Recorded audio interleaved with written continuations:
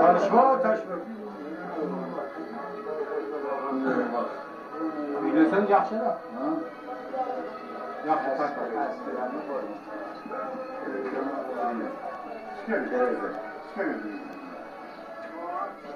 Barakallah, barakallah.